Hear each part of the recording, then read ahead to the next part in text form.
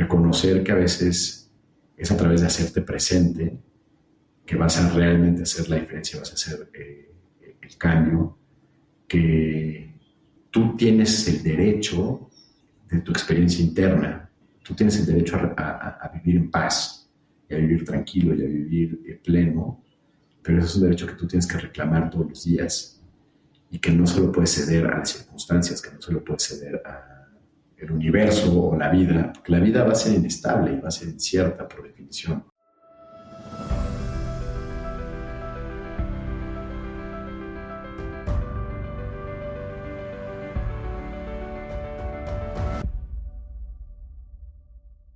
Hola, soy Oscar Austria y estoy bastante emocionado de darte la bienvenida a Caminos Extraordinarios, un podcast sobre personas construyendo caminos de vida con un propósito consciente. El mundo necesita más gente responsabilizándose por vivir su misión de vida, y si quieres ayuda con eso, tienes que suscribirte a mi newsletter en caminosextraordinarios.com/N. El link está en las notas del episodio. Ahora sí, mi invitado de hoy es José Casas. La misión de José es conectar mente y corazón para expresar nuevas verdades. Hoy hablamos de vivir desde el propósito, de que la gente no obtiene lo que quiere, sino lo que necesita de experiencias con psicodélicos, de que la vida te pone donde te tiene que poner, de que la gente que sobresale son los que enfrentan sus miedos de perder seguridad, de que el poder de un sanador está en su presencia y de las 3 formas de ejercer la paternidad. José, estoy sumamente emocionado de tenerte acá. Bienvenido. No, hombre, gracias a ti, mi querido Oscar, gracias por esta invitación. José, para empezar me gustaría preguntarte que me cuentes la historia de cuando tocaste en un festival de música enfrente de 2,000 personas, casi que de improviso. Pues esto fue hace algunos años, me voy a ir un poquito atrás, cuando estaba en la preparatoria, estoy hablando de 1996, por ahí, tenía un grupo de rock con mis cuates de la prepa. No, más bien, ellos tenían un grupo y yo me quería sumar porque me parecía algo bastante divertido y no me quería quedar fuera de esas fiestas. Y me di cuenta que tenía, para una canción en particular, un tono de voz que más o menos funcionaba, y entonces yo creo que más por pena decirme que no, me aceptaron en el grupo como cantante.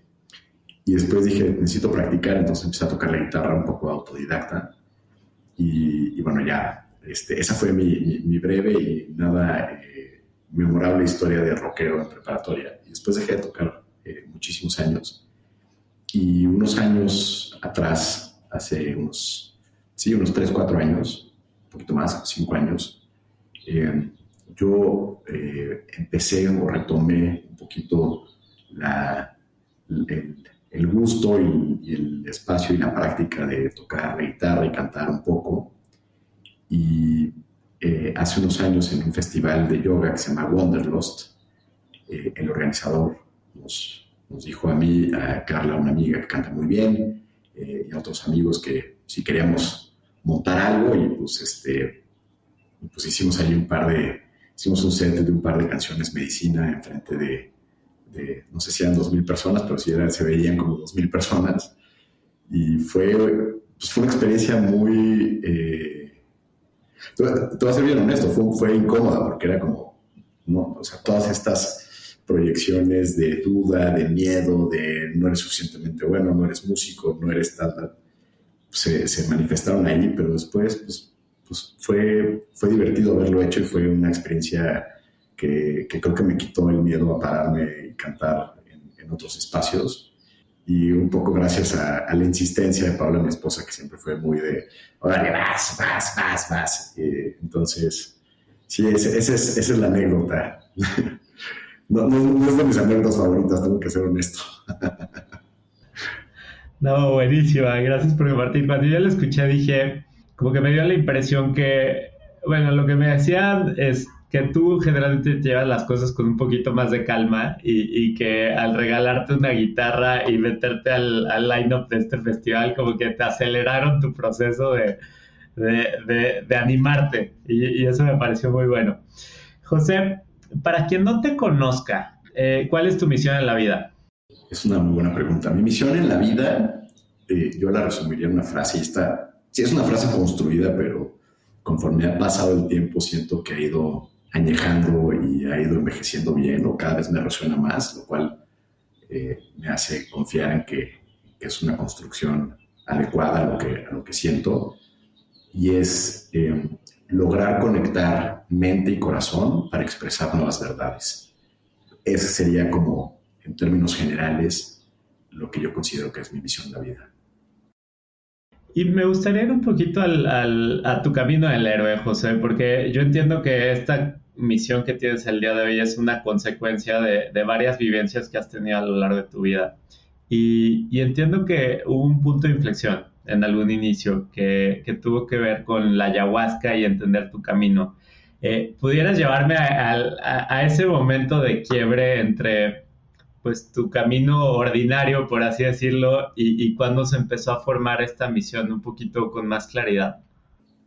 Sí, es interesante, pero lo reflexionaba en estos días antes de esta entrevista, porque creo que a veces identificamos estos momentos de quiebre como los momentos de transformación o de cambio, pero en realidad creo que es el resultado de un proceso que se viene gestando, pues a veces es difícil identificar desde cuándo, y a veces viene justo desde los momentos que consideramos más oscuros o más incómodos de nuestra vida, que quizás desde ahí se van gestando, ¿no? A veces le atribuimos todo al momento cumbre, pero perdemos de vista que hay una serie de episodios y una secuencia de decisiones, acciones, circunstancias que nos llevan a ese punto. Entonces, creo que, creo que lo que me lleva varios años después a estar en ese lugar donde hice ayahuasca por primera vez fue otro episodio que no tiene nada que ver, que fue la boda de mi hermano Pablo. Pablo, mi hermano, tiene 1 año, 4 meses menos que yo. Y no sé, él tenía como 32 años más o menos. Y él se casa, una boda padrísima en San Miguel de Allende. Y yo en ese momento empezaba a volverme la caricatura de mí mismo. O sea, me dedicaba a restaurantes, estaba soltero, bebía como cosaco.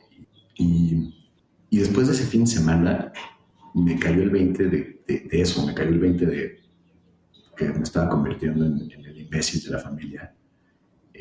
Porque vi a mi hermano en ese momento pues como consolidando algo, ¿no? Comprometiéndose con algo.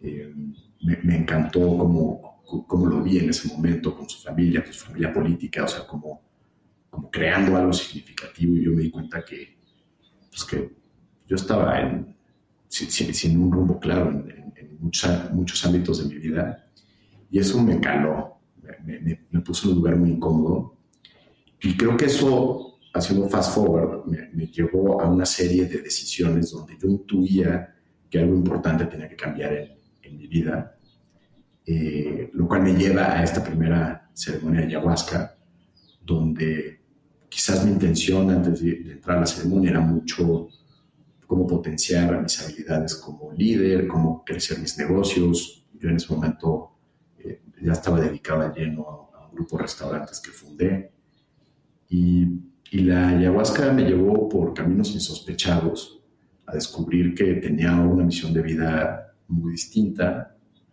o por lo menos en apariencia muy distinta, que era el camino de la sanación. Y desde ahí empezaron a suceder una serie de episodios en mi vida que pues han ido uno ligándose a través del otro, uno tras otro, llevando a construir una historia que, vista en retrospectiva, hace mucho sentido, pero mientras la caminaba, pues estaba llena de preguntas más que de respuestas. ¿Cómo carajo yo me iba a convertir en un sanador siendo un economista, restaurantero? ¿Qué tenía que hacer? ¿Qué tenía que pasar en mi vida? Y al mismo tiempo como que pudiendo identificar que esas eran dudas a nivel de la estructura de creencias o a nivel de mi sistema de identidad, y abajo de eso con una absoluta claridad de que es el camino. Eso no quiere decir que no hubiera habido momentos donde dudara o donde frenara o donde el proceso se hiciera lento, porque a veces los condicionamientos y las creencias pesan un montón, pero finalmente me fue llevando con cada vez mayor confianza en este camino. Lo hice a través de, como mencionabas ahora, que me gusta tener como las cosas en orden, controladas, irme poco a poco, pues me fui preparando, me metí a estudiar psicología transpersonal con Paola, mi esposa, después empecé una relación con ella, seguí apoyándola en ese entrenamiento que ella daba, después me metí a estudiar psicología humanista y gestalt, trauma con el doctor Gabor Maté, y en pues, todo este proceso acompañado también de ir buscando e ir descubriendo que cuando empiezas a vivir desde tu propósito, experimentas una infinidad de posibilidades donde ese propósito se ejerce. Creo que a veces nos confundimos entre vivir en propósito y dedicarnos a algo específico que sea la manifestación de ese propósito. Creo que ahí hay a veces una disonancia, ¿no? Yo reconozco mi propósito y parado desde mi propósito puedo identificar un montón de potenciales, no solamente en lo que se convierte en mi actividad profesional o en mis relaciones o en mi día a día, mis hobbies, mis interacciones pequeñas o grandes de todos los días. Todas estas se convierten en potenciales de ejecución de mi propósito o de materialización de mi propósito. Y entonces después de algunos años, la transición no fue corta, me tomó prácticamente 6-7 años. Decidí dejar ya de lleno mi posición en los restaurantes y ya, dar el salto. Buenísimo. Pero a ver, José, me estabas diciendo de tu propósito de conectar mente y corazón y cómo fuiste en este camino de ir descubriéndolo y poder ir hilando, vivir desde tu propósito, ¿no? Dedicarte a la manifestación de tu propósito, que es algo que luego, pues la mayoría de las personas no sabemos ni cuál es nuestro propósito y luego aunque lo sepamos es difícil como realmente conectarlo con que se vuelva nuestra vida. Entonces, me gustaría entender un poco más de tu proceso y de tu camino y de estos puntos como claves a lo largo de tu vida. Yo entiendo que uno de ellos fue el Camino de Santiago, ¿no? ¿Pudieras platicarme de eso? Sí, de hecho el Camino de Santiago es una manifestación muy interesante de diferentes circunstancias que se empezaron a presentar en mi vida en este proceso de transición. Yo estaba con Paola, mi esposa, y ya estábamos juntos, empezábamos una relación juntos y tuvimos una conversación alrededor de la paternidad, de ser papás, porque pues Paola estaba en ese momento entrando a, no sé, 41 años y de pronto pues abrió el tema muy rápido y me dijo, oye, creo que vale la pena considerar si para ti es importante la paternidad, necesitamos tomar medidas, etcétera. Esto es finales del 2016 y en ese momento tomamos la decisión de que no vamos a tener hijos, de que vamos a echarnos una vida, pues sí, solamente de pareja, lo cual fue una experiencia muy interesante porque fue identificar cómo se rompían un montón de creencias y un montón de estructuras o planes de vida que están ahí implícitos que tienen que ver con éxito, patrimonio, familia, etc. Y al día siguiente me acuerdo que le escribí a Paola y le dije, si vamos a ser los tíos locos, vamos a ser los tíos locos ya de veras, vamos a viajar un año por el mundo. Esa fue mi propuesta. Y Paola, que es bastante aventurera, no dudó un segundo, me dijo, órale, va, ¿cómo le hacemos? Y luego ya me puse un poco más nervioso porque dije, no, yo tengo este negocio y estaba todavía muy apegado a la operación de mis restaurantes. Y entonces tomamos la decisión de hacer un primer experimento, de irnos a hacer el Camino de Santiago 5 semanas en septiembre del año siguiente, que era el 2017. La sorpresa es que por ahí de marzo del 2017, ya con boletos comprados y todo, nos enteramos que estamos embarazados de René, nuestro primer y único hijo. Y entonces de ahí, pues viene todo como un reacomodo otra vez de todo, porque fue una sensación curiosa. Pensarías que regresan ciertas presiones o ciertas tensiones cuando te enteras que vas a ser papá de manera sorpresiva, porque no lo estábamos planeando. Pero lo interesante fue que la sensación fue lo opuesto, sentí todavía mayor ligereza.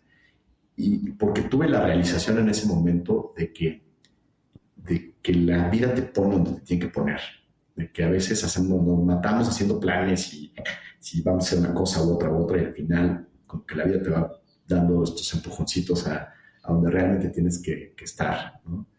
Y eso me dio una sensación de ligereza, como de no importa qué tanto planees, al final las cosas van a pasar como tengan que pasar. Y ya con 6 meses de embarazo hicimos esta caminata de casi 5 semanas.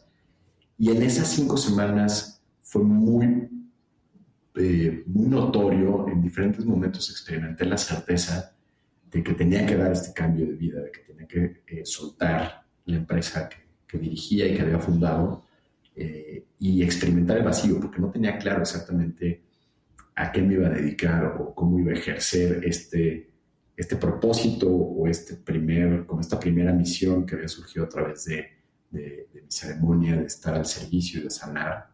No lo tenía claro, pero intuía que necesitaba darme ese espacio de saltar al vacío, de no empezar a pensar en algo que me ayudara a transicionar y que creara circunstancias seguras, ¿no?, para una transición, sino que realmente sentir ese vacío.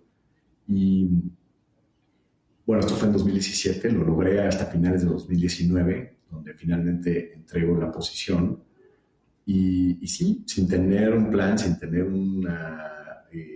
claro lo que tenía que hacer, simplemente sabía que contaba con 8 horas al día y que tenía que llenar esas horas y al llenar esas horas obtener un ingreso que me permitiera sostener a mi familia. Y ahí empezó una aventura muy interesante, ¿no?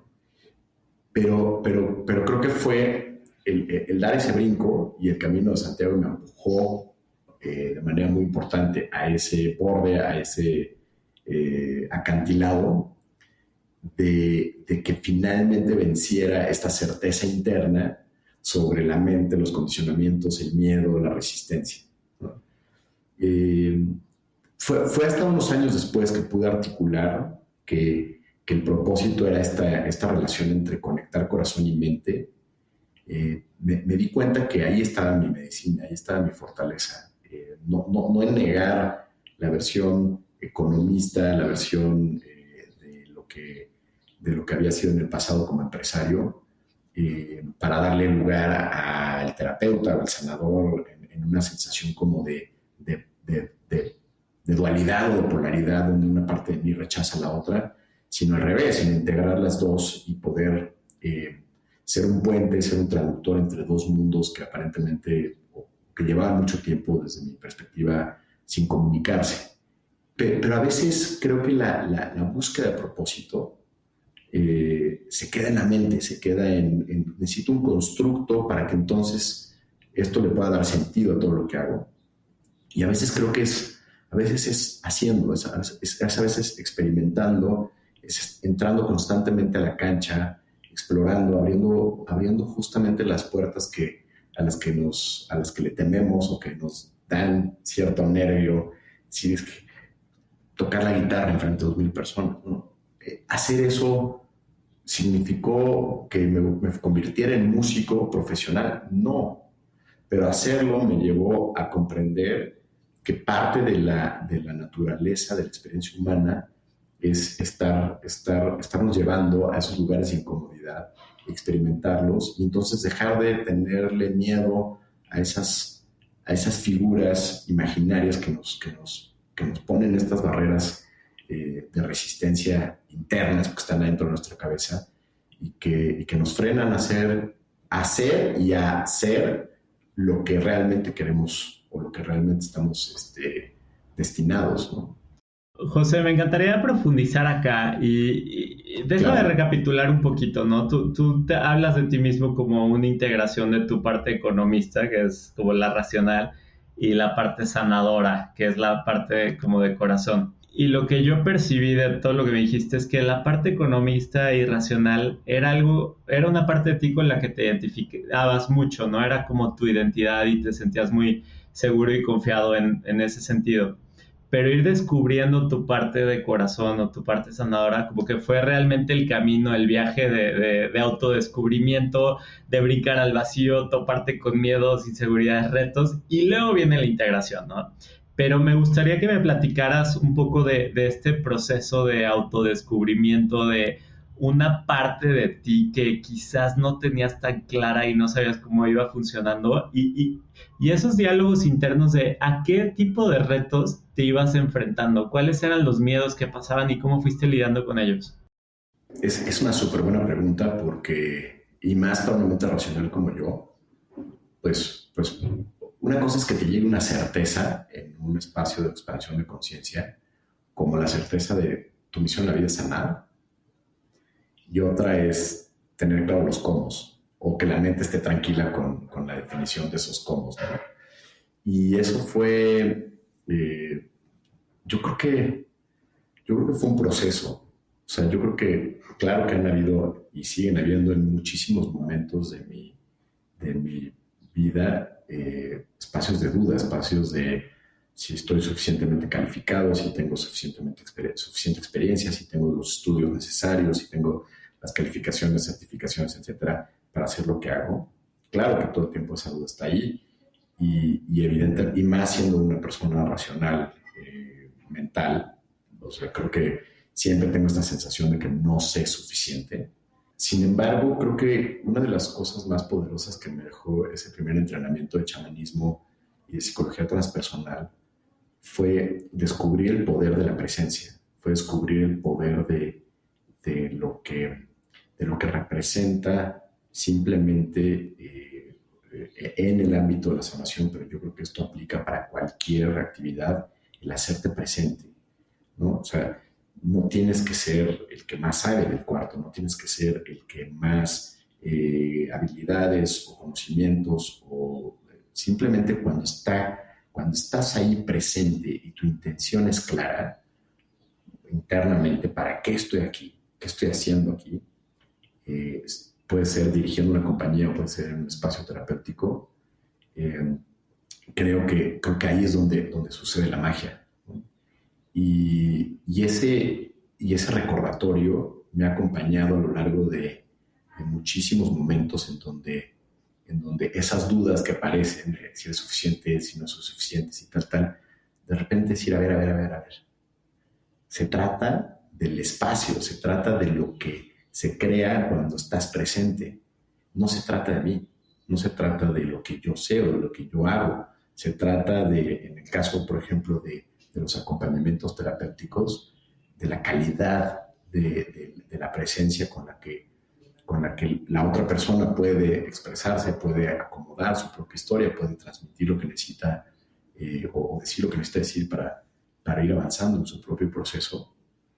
Eh, pero lo curioso es que podría decir, bueno, esto es algo muy particular que aplica a ser un terapeuta o a llevar procesos terapéuticos, pero lo he visto en sesiones de liderazgo con compañías, en acompañamientos o intervenciones, offsites para mejorar comunicación, para buscar propósito, porque también trabajo con grupos y trabajo con empresas, y me doy cuenta de lo mismo. O sea, claro que hay un bagaje, y claro que hay una preparación, y claro que hay, pues sí, muchas horas de estudio y mucha lectura y mucha información, pero esas son herramientas. Lo que realmente hace la diferencia es tu presencia. Entonces, ya sea que estés emprendiendo en un restaurante o en un negocio de servicios o desarrollando un software o lo que sea, la calidad de tu presencia y la intencionalidad con la que haces las cosas van a ser mucho más poderosas que la duda.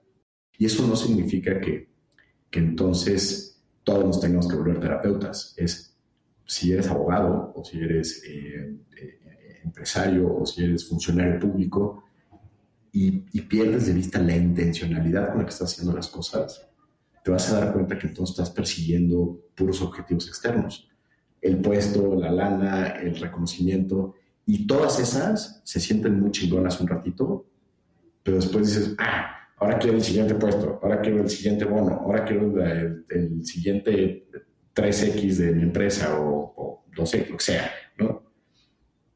Y un día te mueres, ¿no? Ahí en esa búsqueda de sentido. Entonces, presencia, intencionalidad, cuando están ahí, creo que son el antídoto para la resistencia y para la duda. Fíjate, me encanta esto que dices porque lo que pasaba por detrás de mi cabeza mientras te escuchaba era como mientras tú vas alineando tu mente, tu corazón, tu energía, tu pasión y tu propósito, ¿no? Me da la impresión que hay una parte de ti mental, racional, que controla lo que puede controlar, pero hay otra parte de ti como que confía en que lo demás se va a ir acomodando a medida que sucede, y eso es como el corazón, confiar en el universo, todo. Me gustaría que me platicaras cómo tú percibes o cómo explicarías cómo se fue dando tu camino y cómo fueron encajando las piezas, porque entiendo que en algún momento dijiste que ya tengo claro mi propósito, el qué, no tengo claro el cómo, y luego pues como que empezaste a brincar al vacío y se fue dando, y hoy estás armando tu camino, ¿no? No, el camino nunca termina, pero ¿cómo dirías tú que se fueron acomodando las piezas? ¿Cómo lo explicarías? Es que, y esto es un poco tramposo, porque explicarlo o sea, desde hoy, cómo fue el camino, pues mucha gente va a decir, no, pues es que yo no voy a poder hacer eso, o eso no me aplica a mí, porque no sé, yo no tengo esa misma aspiración, o yo no tengo esa misma misión de vida. O sea, aquí la trampa es que muchas veces fue sin un plan. Es más, yo diría que el 90% de las veces no había un plan, no había una estructura. O sea, esto no fue algo que dije, salí de esa ceremonia ayahuasca en el 2013, por ahí, y dije, así se va a ver, ¿no? Voy a tomar 6 años más en transicionar, y mientras voy a estudiar esto, y mientras voy a hacer esto, y mientras... Aquí hace mucho sentido el discurso famoso que da Steve Jobs en la graduación de la Universidad de Stanford, que sí puede estar muy trillado lo que quieras, pero lo que dice es bien sabio. Porque dice, solamente vas a poder conectar los puntos cuando ya hayas encontrado tu propio camino, ¿no? Y cuántas veces no estamos pensando en qué tengo que hacer, cómo se va a ver mi camino, y querer controlar, ¿no?, los siguientes pasos de ese camino. En mi caso fue literalmente al día siguiente de esa ceremonia me enteré que Paola, que había estado presente en esa ceremonia, daba un curso de sanación, y entonces no dudé, dije, esto es una señal, ¿no? Ahí tengo que estar. Y pasó un año antes de que empezara ese programa, o sea, no fue una decisión así impulsiva del día siguiente, pero yo estaba convencido de que eso era lo que tenía que hacer. Y después de ese entrenamiento, no sé, decisiones como poco antes de dejar mi trabajo, por ahí del 2018, decidí estudiar una maestría en creación literaria. ¿Por qué? Porque me gusta escribir, porque me encanta las letras, y me parece que es apasionante, y que además quería alejarme del territorio de los negocios y de la psicología, porque ya llevaba algunos años preparándome en territorios de la psique humana, solo para descubrir que la literatura era otra manera de entender a la psique humana, otra profundísima forma de comprender cómo nos construimos, cómo construimos nuestras narrativas. Y eso fue volviéndose una caja de herramientas que no tenía claro de qué manera la iba a utilizar, y no importaba. Lo estaba haciendo porque había una parte de mí que tenía ese impulso y tenía esas ganas de hacerlo. Y en el 2020, cuando empieza la pandemia, pues suceden una serie de cosas que de pronto abren una oportunidad, que es, yo empecé a trabajar con personas para hacer procesos con psicodélicos, pero las preparaciones eran individuales, eran sesiones 1 a 1, llevamos varias semanas de preparación, luego teníamos un espacio de ceremonia, luego hacíamos de integración, pero eso está muy limitado a atender 1 a 1 personas, y aunque me asocié con un amigo para poder dividirnos la chamba de las preparaciones y las integraciones, la pandemia, que se da justo en el contexto de un grupo que veníamos preparando varias semanas, tuvimos que cancelar esa ceremonia, y pasan un par de semanas y viendo que la pandemia venía para quedarse un rato, pues dije, este es un proceso que la gente ya empezó, necesitamos darle seguimiento al proceso, no importa cuánto tiempo tome de aquí a que la ceremonia suceda. Entonces le pido a la gente, se me ocurre, si vamos a vernos todos los lunes por Zoom a las 6 de la tarde, pero ya en grupo. Y empezamos a establecer diálogos, conversaciones, les leíamos poesía, hablábamos de psicología, hacíamos ejercicio, porque fueron muchos meses que no teníamos esta incertidumbre de en qué momento se va a dar la ceremonia.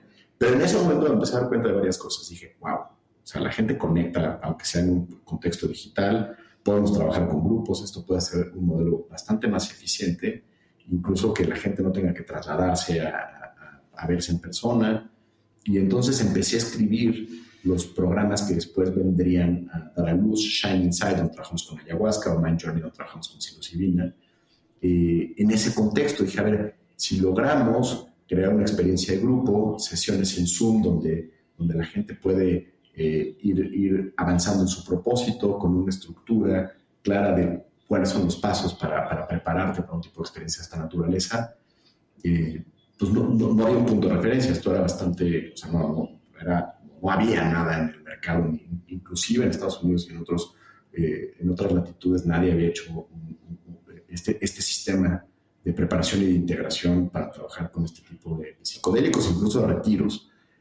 Hoy es muy curioso, pero hay muchas compañías, no solamente en Estados Unidos, sino también en Europa, donde ya están incorporando este modelo de hacer procesos de preparación por Zoom antes de llevar a la gente a un retiro, aunque el retiro incluya medicinas o no, y después hacer una integración. Y bueno, nosotros llevamos ya 3 años haciéndolo y ha sido un proceso bien poderoso para poder... nunca cuando trabajamos con este tipo de medicina estamos pensando en un negocio escalable de cientos de miles de personas, siempre son grupos pequeños de 18, 20, 22 personas, hacemos 4 al año, no estamos pensando en hacer grupos simultáneos. Sin embargo, sí nos permitió que algo que podía ser, donde pudiéramos a lo mejor impactar a 15, 20 personas al año, se volvió pues, un proceso donde podemos impactar a pues, poco más de alrededor de 100 personas al año. Entonces, después de 3 años, resulta que pues, el impacto ha sido casi de 300 personas, pero no es un proceso menor.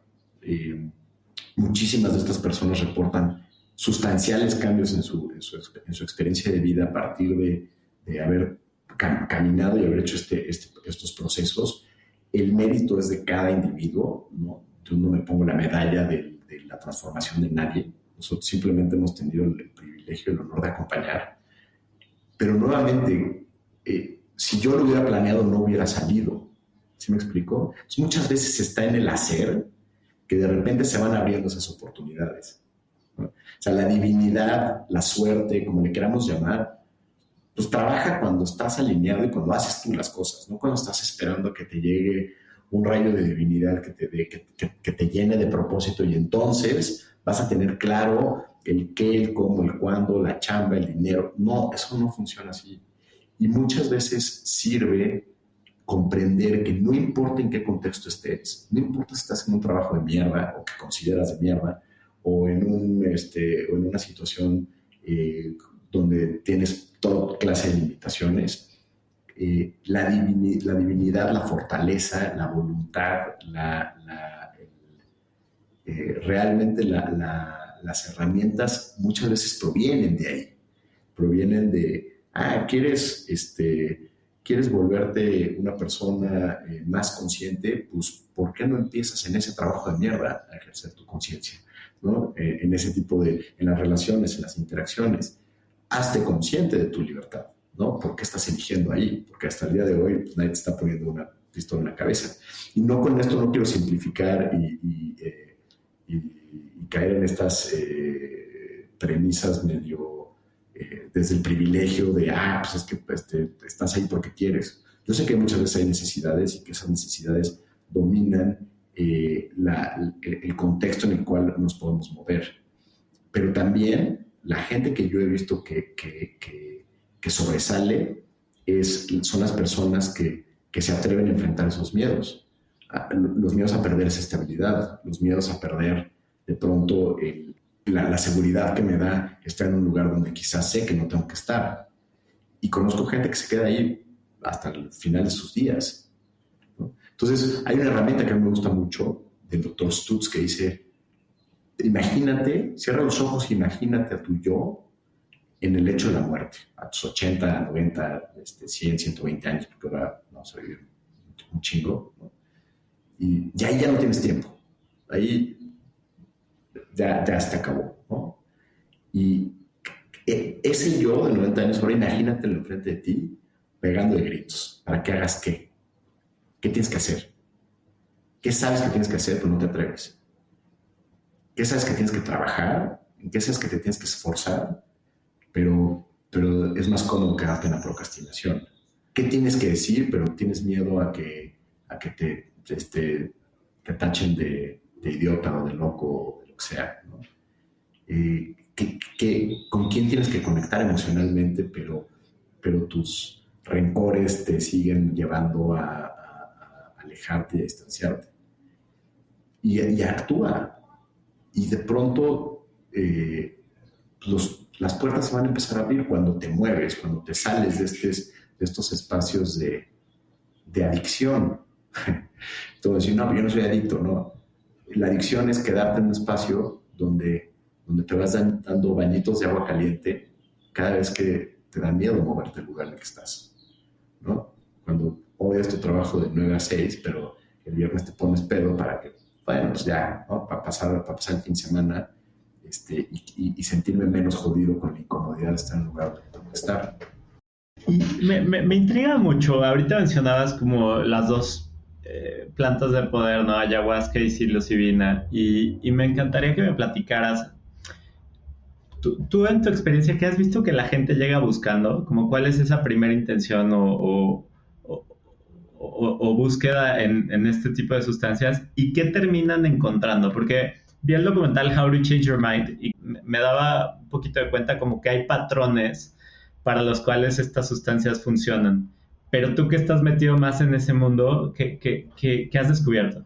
Es una pregunta muy, muy compleja porque la verdad es que en el territorio de la individualidad, cada caso es bien particular, ¿no? Si bien hay ciertos mapas o ciertos patrones que puedes identificar, cada experiencia es bien distinta, ¿no?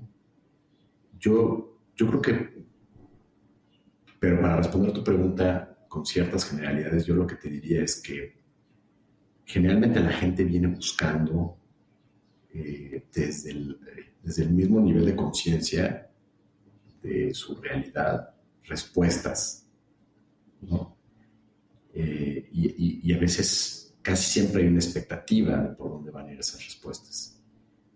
Y lo que yo me he dado cuenta después de muchísimas experiencias y de muchísimos acompañamientos es que la gente no obtiene lo que quiere de una experiencia con psicodélicos, la gente obtiene lo que necesita. Entonces, y para lograr esto, me parece que los casos donde esto empuja un proceso transformativo o sea, o los más evidentes o los de mayor evidencia, ¿no? O sea, esos procesos que de pronto ves y dices, pues que esta persona realmente le dio un giro a su experiencia de vida, tienen muchísimo que ver con el compromiso que tienen hacia ellos mismos, el compromiso con el que hacen este tipo de experiencias, ¿no? Quienes llegan buscando una solución se van a llevar una gran desilusión. Los que llegan buscando quizás mejorar la calidad de sus preguntas, a lo mejor no lo articulan de esa manera, pero aquellos que buscan un entendimiento más profundo de lo que son, de lo que vienen a hacer en este mundo, de las razones que se encuentran detrás de aquello que creemos que entendemos, pero que nos lleva a comportarnos de formas que no nos gustan, que no nos sirven. Las personas que reconocen que esto es un proceso son quienes, en mi experiencia, manifiestan transformaciones que yo creo que ni ellos mismos sospechaban que eran capaces.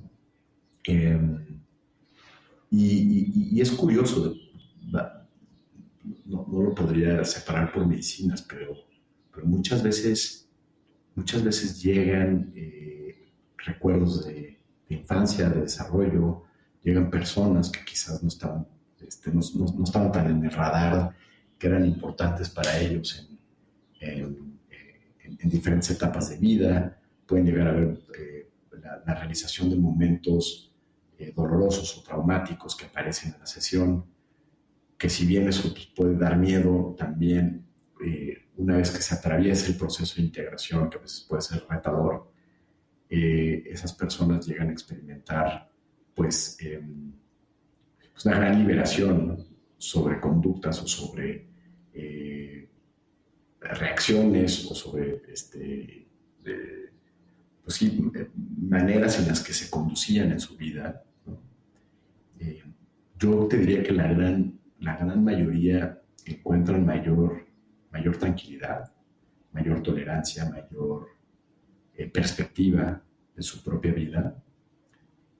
Y pues podemos pensar que eso no es tan importante, pero yo creo que es lo más importante, porque entonces puedes comprender y experimentar todas estas paradojas como pues, entre más rápido vas, el tiempo se hace más corto, ¿no? Y te da menos tiempo de crear y de hacer las cosas, como reconocer que a veces es a través de hacerte presente que vas a realmente hacer la diferencia, vas a hacer el cambio, que tú tienes el derecho de tu experiencia interna, tú tienes el derecho a vivir en paz, y a vivir tranquilo, y a vivir pleno, pero eso es un derecho que tú tienes que reclamar todos los días, y que no solo puedes ceder a las circunstancias, que no solo puedes ceder al universo o la vida, porque la vida va a ser inestable y va a ser incierta por definición. Y van a haber momentos dolorosos, y van a haber momentos complejos, y van a haber momentos chingones, pero, pero estamos pensando que entonces nuestra experiencia interior va a estar sujeta a eso que pasa afuera, a estos cambios y a estos altibajos. Y creo que la toma de conciencia de yo puedo estar enfrentando una situación muy dolorosa, pero desde un lugar de paz interior, para mí es un enorme regalo que muchas veces estos procesos consiguen. Gracias por compartir esto, José. Me genera curiosidad saber cómo ha ido evolucionando tu propio significado como sanador a medida que pasa el tiempo. Me imagino que en un inicio era mucho como tratar de ayudar y generar un impacto, etcétera, pero me imagino que ha habido una evolución. ¿Pudieras platicarme eso, como cómo has ido sintiendo que el significado de tu propósito como sanador y estarlo viviendo ha ido cambiando? Sí, yo creo que no sé, es una buena pregunta porque creo que en el fondo una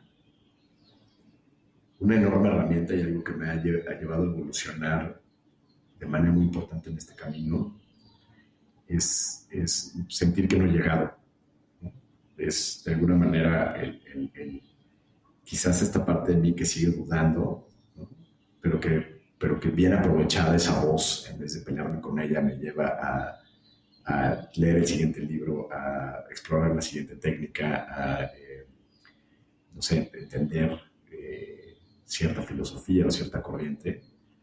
Me, eh, me definiría hoy como una persona que está pues sí, en la formación, en la búsqueda y en el encuentro de su propio camino, incluso en este territorio que es el de sanar. Pero también me he dado cuenta que, que, que no es sanar, tú no sanas a nadie. Y a lo mejor al principio sí tenía más inquietudes sobre las herramientas y sobre las técnicas, pensando que es algo que tienes que saber hacer, ¿no? Y hoy me doy cuenta que el poder de un sanador está en su presencia. Y esa presencia no tiene nada que ver con el espacio terapéutico. En el espacio terapéutico se da, pero se manifiesta en tu propio estado de conciencia, cómo estoy, cómo me observo, cómo me relaciono. Entonces, para mí, cada oportunidad de generar virtud, que esto puede ser desde respirar 2 veces cuando el mesero te hace una cara o te trae malas cosas, o saludar amablemente a la persona que te ayuda en la entrada del edificio, hasta cómo enfrentar el conflicto cuando hay cosas que se contraponen, y no engancharte, y no crear o tomarte personal diferentes cosas. Me parece que todos esos son campos de entrenamiento, y me gusta observarme en ese espacio. Me gusta darme cuenta que me estoy dando cuenta cuando actúo de esta manera, porque al final del día me parece que eso es te va a sorprender esta palabra, pero para mí eso es abundancia. Cuando estás parado y estás actuando desde un propósito, todas estas pequeñas acciones que te estoy compartiendo forman parte de la construcción de tu propósito. Y entonces el mundo se ve como una abundante fuente de potenciales manifestaciones de ese propósito. Una de ellas es con la que vas a ganar lana, pero es incluso cómo ganar dinero desde tu propósito. Si estás parado desde el propósito, tienes infinidad de caminos para elegir, y eventualmente la materializas y te puedes dedicar a una cosa en particular. Pero lo poderoso es que cuando estás parado desde ahí, sabes que si eso no funciona, no pasa nada, regresas a tu propósito y habrá otro camino, y luego habrá otro, y luego habrá otro. Y pierdes el temor a enfrentarte a la escasez de tener una experiencia exclusivamente material, ¿no? Porque si vemos 3 planos de realidad, la realidad material, la realidad potencial y la realidad de propósito, la mayoría vivimos o hemos vivido desde la materialidad, buscando a través de potenciales. Claro, tenemos una idea de negocio, una idea de una casa que quiero comprar o que quiero construir, o lo que sea, un viaje que quiero hacer, y entonces trabajo con el potencial, pero regreso a la materialidad. Y entonces vivimos constantemente en una realidad que si estamos parados en la materialidad, va a ser escasa, ¿no? Se nos dice un economista del ITAM que durante 5 años de mi formación académica, nos metieron con taladro en la cabeza el concepto de escasez. Todo el mundo es escaso, el tiempo es escaso, el dinero es escaso, todo es escaso, escaso, escaso, escaso. Entonces, ¿de qué se trata la vida? De hacer menos escasa tu escasez. Pues qué chingón, ¿no? Pero hay una trampa. ¿Qué tal si no? ¿Qué tal si te paras desde tu propósito y de repente te das cuenta que no, que en realidad hay una infinidad de opciones desde donde tú puedes ejercer siendo o viviendo desde tu propósito? Y que la materialidad es una elección. Y sí, ya una vez que llegas ahí, pues sí, tienes 24 horas al día. Sigues teniendo 24 horas al día. Pero el mindset es absolutamente diferente. Y entonces estás experimentándote desde tu propósito. Y eso, o sea, si tú confías absolutamente que no importa si lo que estás emprendiendo, si lo que estás haciendo, si el trabajo en el que estás va a funcionar en largo plazo, te va a dar o no te va a dar, y confías que eso no importa, no, que suena un poquito raro, pero no, pero pues, ¿cómo? Tengo que pagar, no. Me refiero a que no importa porque regresas a tu propósito y desde ahí vas a poder encontrar otro camino. Para mí eso es experimentar abundancia. Y sí, y yo creo que si te paras desde ahí, y entonces desde ahí creas un potencial que puede ser una empresa nueva, puede ser un trabajo nuevo, puede ser un proyecto social, puede ser un hobby, o la redefinición de una relación, y sigues ese camino hasta su materialización, que es importante, no nada más quedar en el mundo de las ideas. Cuando llegues a esa materialización, la vas a experimentar de una manera muy distinta, la vas a experimentar con muchísima más plenitud. Pero bueno, a veces ya nos subimos a 10,000 pies de filosofada. Me encanta, o sea, me llevo las 3 realidades, que es la material, la potencial y el propósito, y creo que ejemplificaste muy bien también un poquito cómo fue tu proceso para desbloquear abundancia, porque entiendo que en algún momento de tu vida le tenías miedo al éxito desde una perspectiva de servicio, y ahorita te has enfrentado a ese miedo.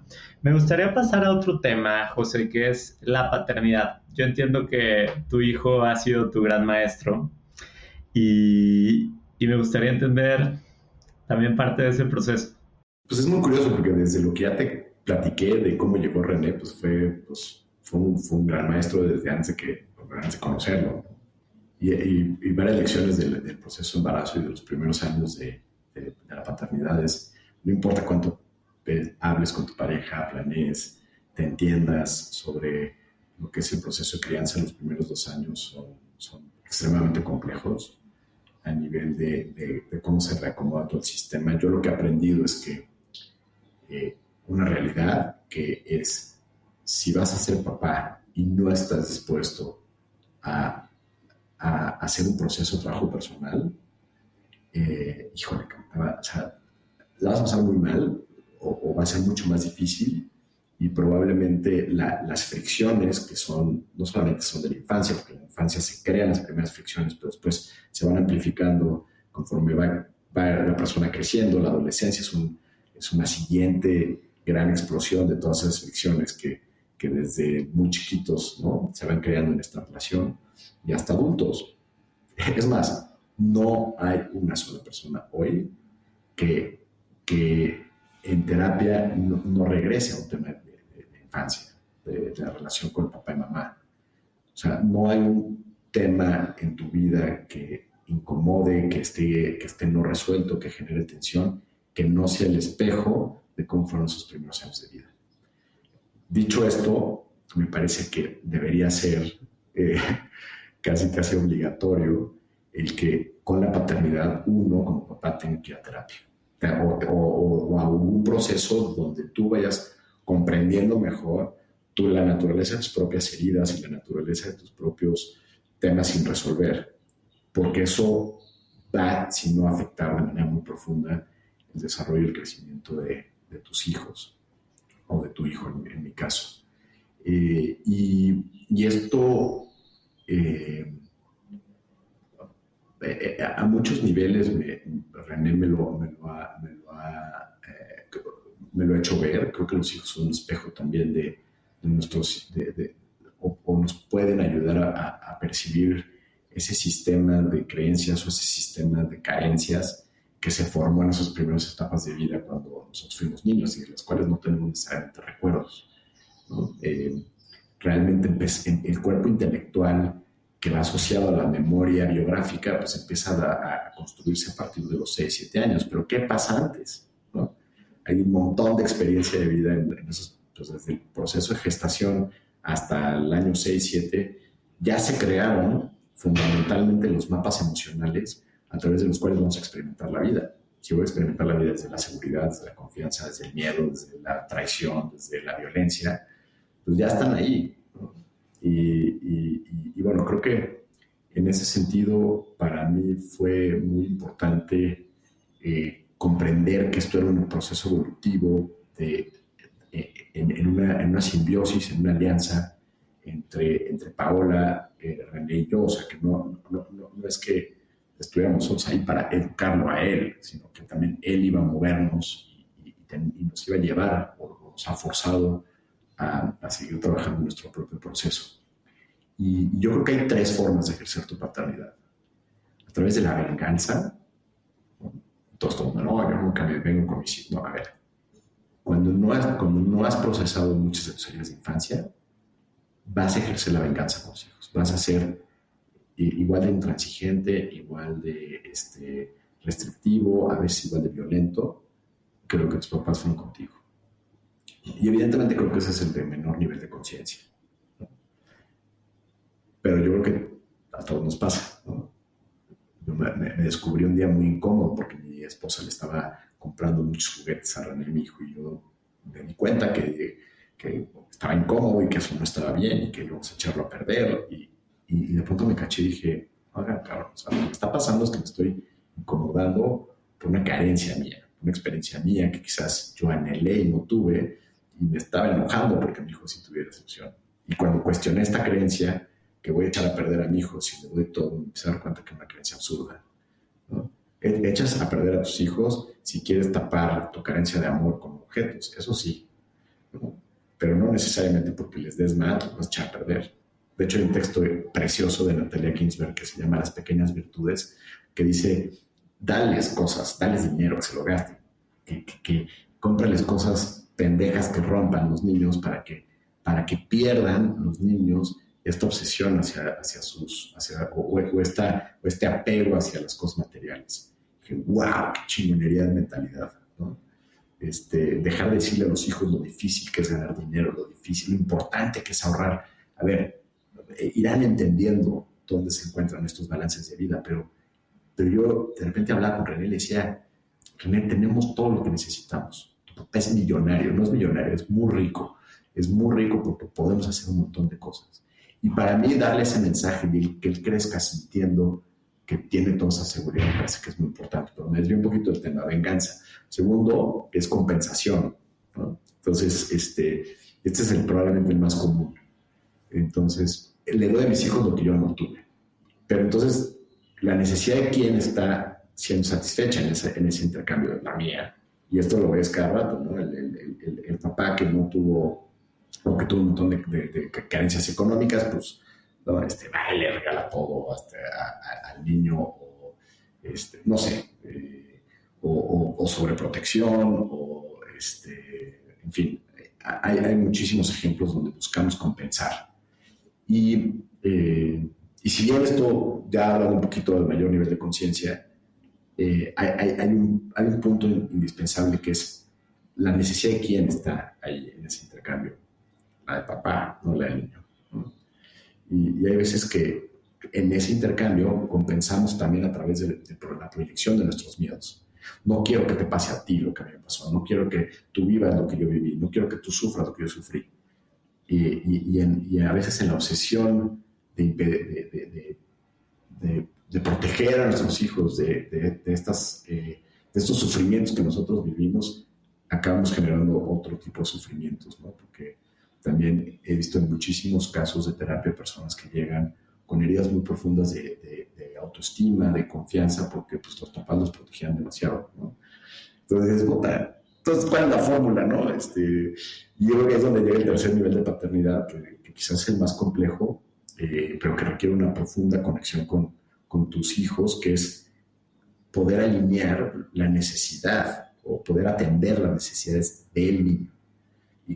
Y no es las peticiones del niño, porque la gente puede decir, no, pero entonces el niño va a pedir helado todos los días. No. ¿Qué necesita? ¿No?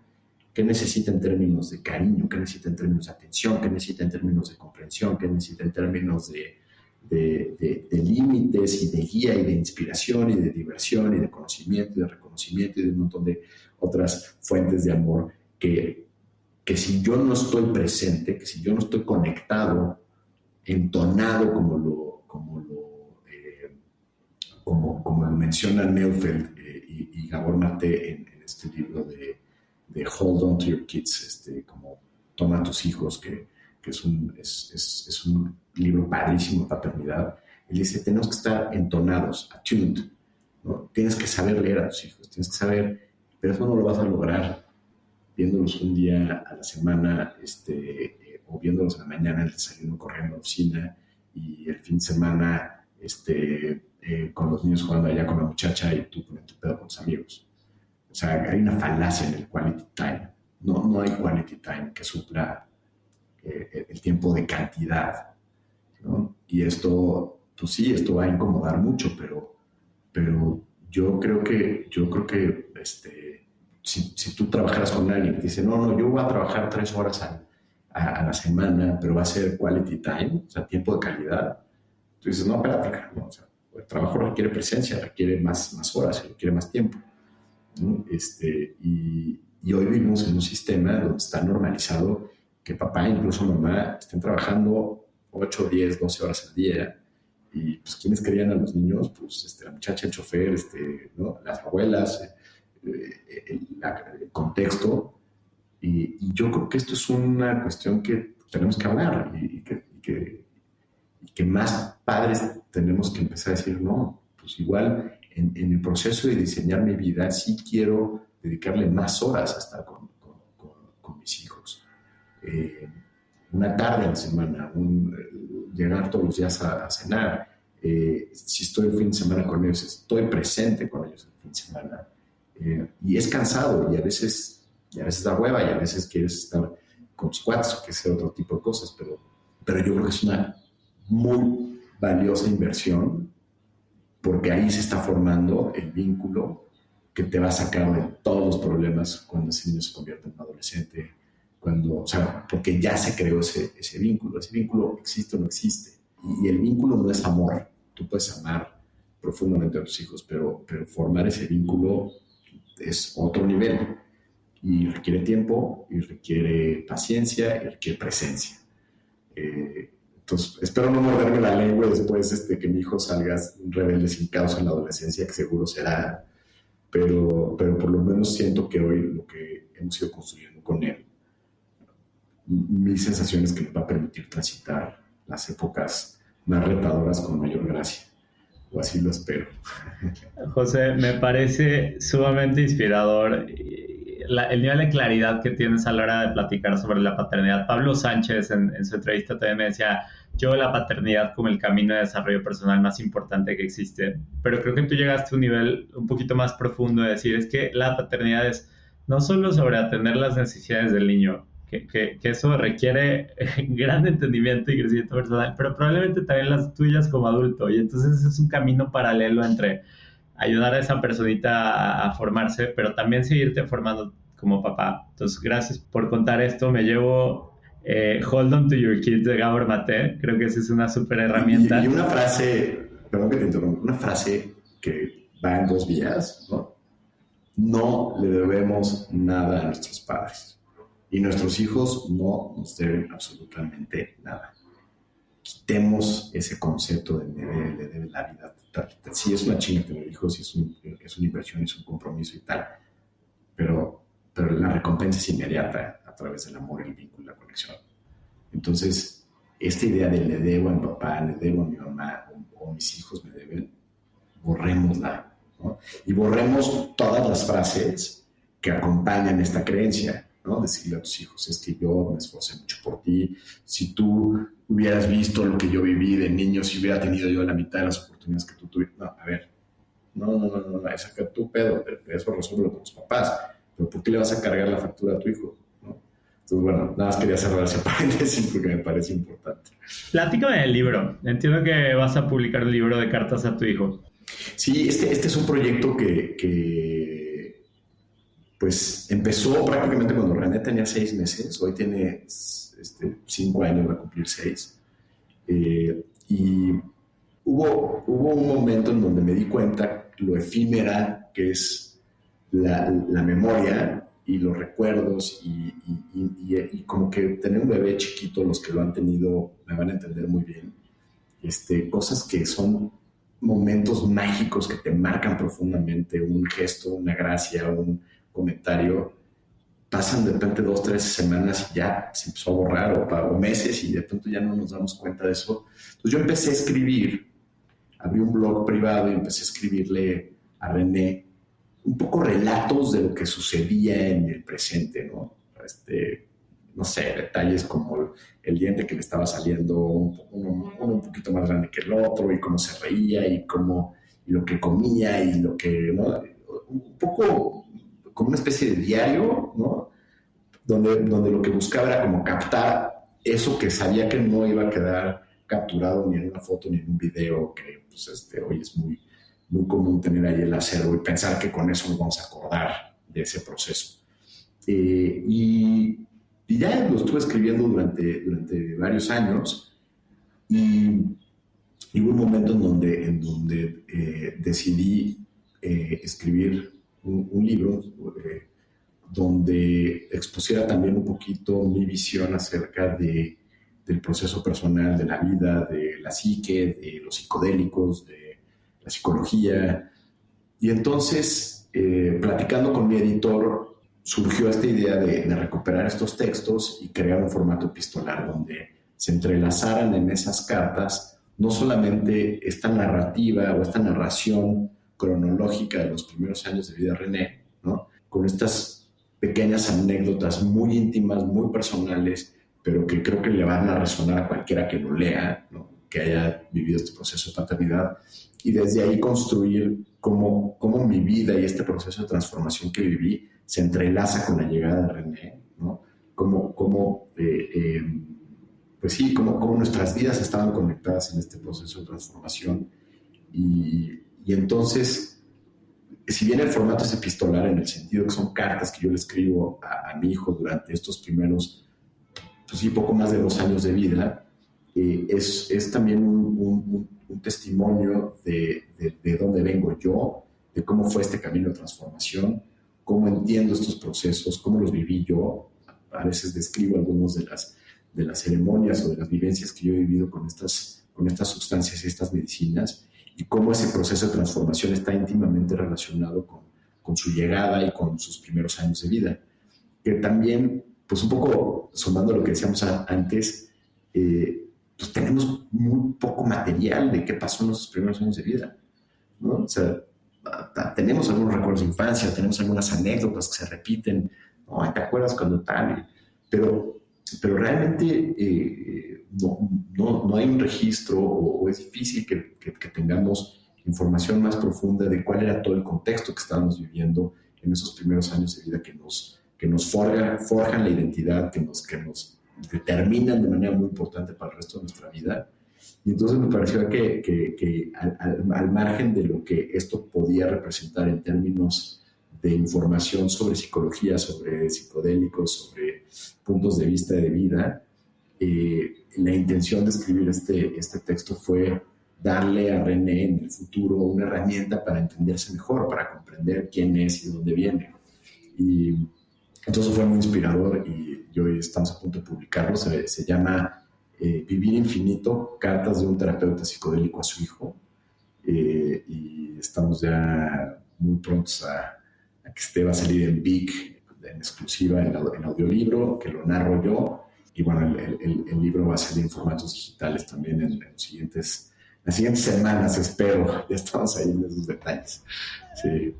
Me encanta, fíjate, creo que de todo lo que hemos hablado, tus pasiones por el desarrollo personal, la paternidad, la exploración psicológica del corazón, de la mente y en la escritura, como que todo se termina hilando con este libro. Entonces, padrísima forma de cerrar. Me gustaría hacerte 3 preguntitas rápidas antes de cerrar. La gente que te conoce dice que eres alguien que reconoces tus miedos y los enfrentas. ¿Con qué miedos te estás enfrentando en este momento de tu vida?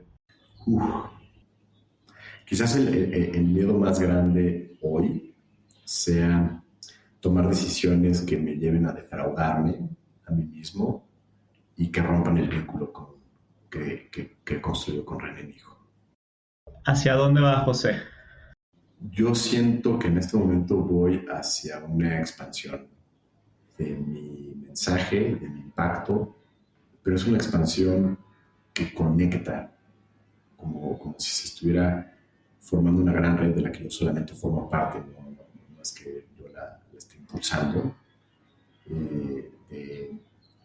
de personas que están acercándose a la conciencia, pero desde las empresas, pero también desde la parte médica, pero también desde la parte psicológica, pues desde la parte artística, y siento que se está creando ahí una serie de vínculos y de relaciones muy, muy interesantes y que todavía no terminamos de ver hacia dónde se va dirigiendo, ¿no?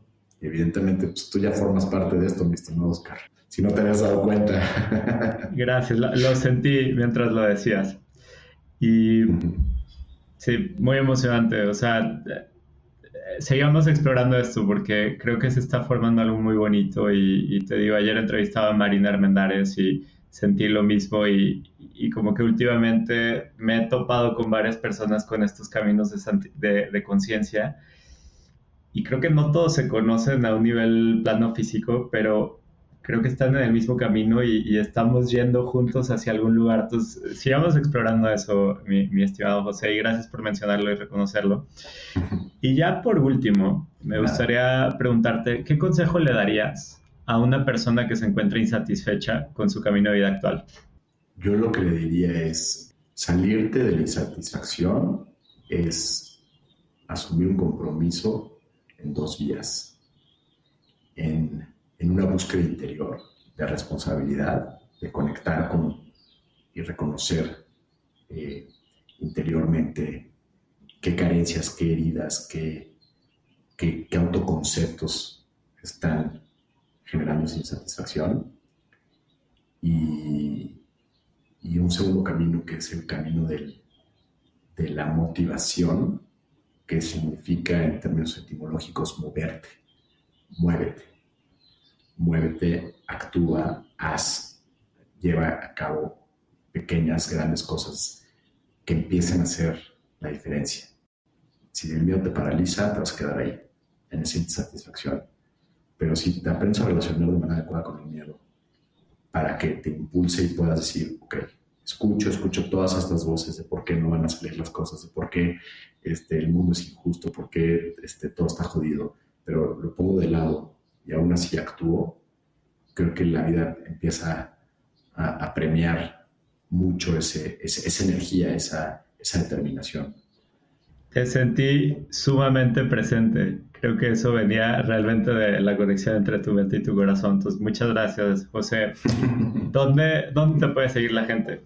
Estoy pues yo creo que Instagram es donde más estoy presente, entonces es @casasjose, casas con S normales. Y también el proyecto que tengo con @feelreborn, feel como de sentir, .reborn, es una plataforma de programas que tenemos, y también en @bitranspersonal. Y en Casas José, si me escriben directo, yo normalmente soy el que estoy ahí viendo, respondiendo cualquier mensaje que llegue, entonces suelo responder rápido. José, muchísimas gracias por todo. Te aprendí muchísimo. Tu camino es extraordinario, definitivamente. Y me parece que eres una persona que... Y quiero hacer esta reflexión ya para cerrar, pero es como que a lo largo de las entrevistas muchas veces yo me enfoco mucho en el camino personal de la persona, que es fascinante. Y luego estas personas comparten herramientas y aprendizajes, ¿no?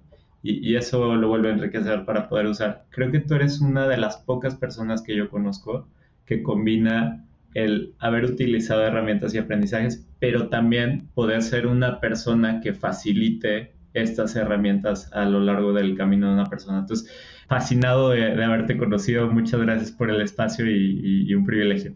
Bueno, gracias a ti y gracias a todos los que se dieron el tiempo a escuchar esta entrevista, y espero conocerte en persona pronto. Quedé sumamente inspirado de platicar con José y quiero conocer a fondo sobre su trabajo con psicología transpersonal y sanación. Antes de irte, entérate de cada nuevo episodio de Caminos Extraordinarios dando clic a seguir en Spotify, Apple Podcasts o YouTube, y comparte este episodio con gente que quiera descubrir su misión y convertirla en su carrera. Yo soy Oscar Austria y puedes encontrarme en el Instagram caminos.extraordinarios. Eso es todo por hoy. Nos vemos en el próximo episodio, del cual te dejo una probadita. A mí me funciona pensar que yo, y la gente se ríe de mí, pero lo digo todo el tiempo, yo soy una favorita del universo, y que lo que me pasa, sin que yo lo haya podido controlar, lo que pasa o no pasa en mi vida fuera de mi control, es para mi mejor interés. Y igual ahorita no lo entiendo, pero al rato lo entiendo.